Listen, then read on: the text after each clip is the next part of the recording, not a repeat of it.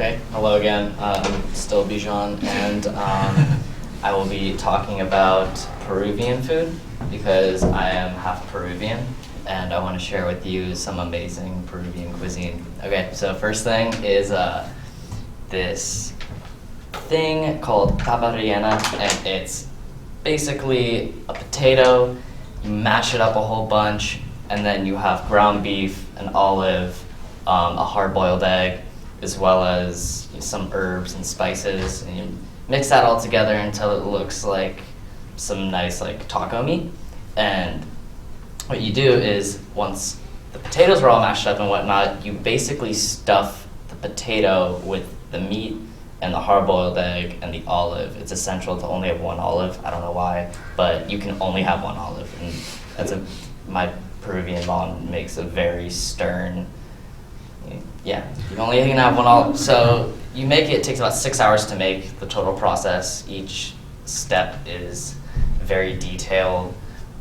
There's lots of intricate little things you have to do with the mashed potatoes, and that's one very delicious dish. Another one would be lomo saltado, which is this Peruvian stir fry made of beef, peppers, French fries, like super thick French fries that are freshly cut, and it's served with rice as well as this pepper paste that is made from huacatay, which is this plant in Peru that looks like weed when it grows. So a lot of cops come down and shut down a lot of farms because they think it's weed. It's not. It's a very good spice and pepper.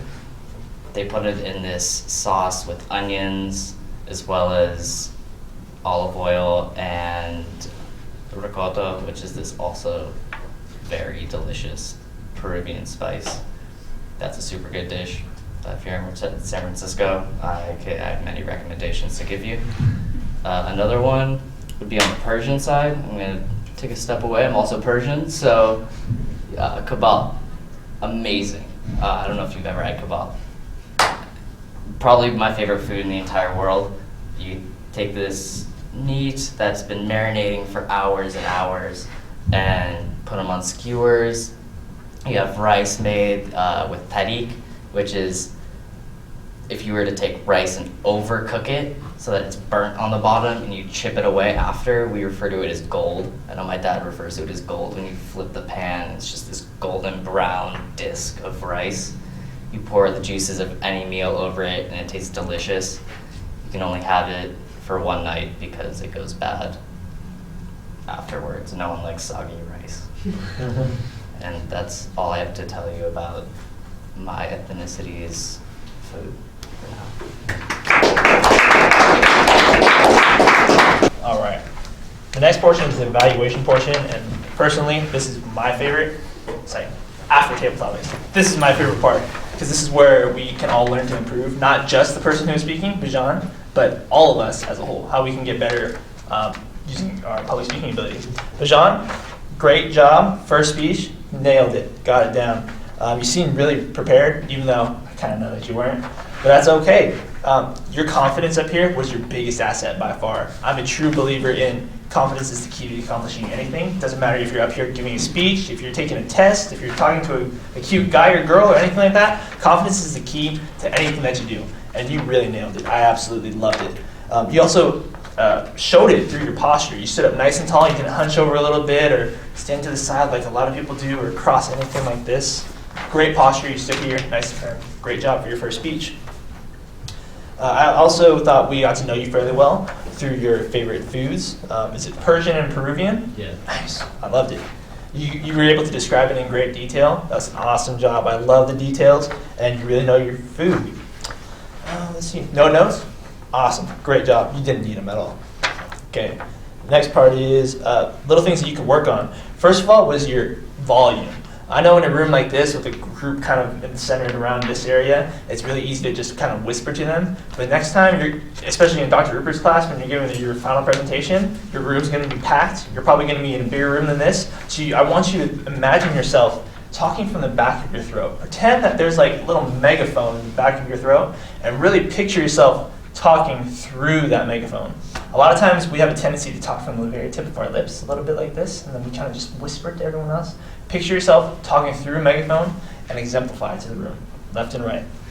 Another area of improvement you could do is talk to the left and right of the room. I know it's really easy to talk to the center of the room, and there's no one on the left side of the room, but you kind of ignore the right side of the room a little bit. And a really easy way to do that, especially if you aren't really comfortable moving around the stage like Steven or Kevin is, just do a little tilt this way. Tilt to the middle, tilt to the left, and come back here to finish your speech. Really easy trick for you to do. Another area of improvement.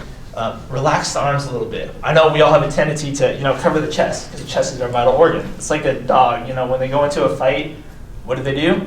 They never show their belly up, their chest part. Same thing goes for us. We're all animals. We all have animal instincts. When we're up here and we're nervous, we get scared. We kind of want to cover our belly, cover the chest area a little bit. Go something like this.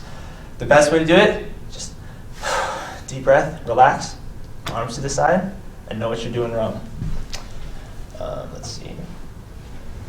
Finally, the biggest thing for me was the organization. I know you didn't have all that much time to prepare, but I would have liked to see a more clean-cut beginning, middle, and end of your speech. So for example, you could have came up here and said, hi, my name is Bijan. I'm going to talk to you about my 3 favorite dishes, why I love them, how they're made, and something along the lines like that. And then talk about the 3 dishes, and then conclude by saying, these are my 3 favorite dishes. I couldn't pronounce them, sorry, but these are my 3 favorite dishes: hot dogs, macaroni, and hamburgers. Thank you for your time. Something like that. A clean-cut opening, middle, and end of your speech. Other than that, great job. I hope to hear from you again soon. Timer, what was the time on his speech? 3:07. 3:07. You nailed it. Nice. Perfect. Thank you very much. Let's give a hand for Bijan.